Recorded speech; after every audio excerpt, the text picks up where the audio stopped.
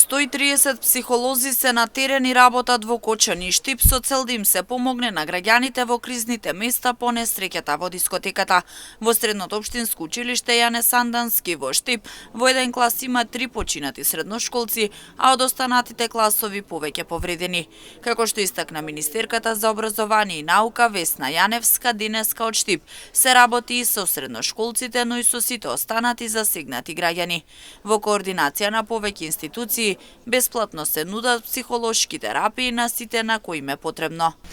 Институциите кои имаат надлежност и обврска да функционираат во вакви моменти кризни, функционираат во координација, па така и Министерството за образование во координација со Комората на психолози, Институтот за психологија, УНИЦЕФ и Црвениот крст организира присуство на психолози во кризните подрачја. Се разбира дека тие се најмногу присутни во Кочани, но добро е што од минатата недела имавме 100, а сега имаме 130, па се присутни тука и во Штип, уште од самиот почеток на несреќата, и во Кочани, и во Штип, и во другите околни места каде што имавме жртви.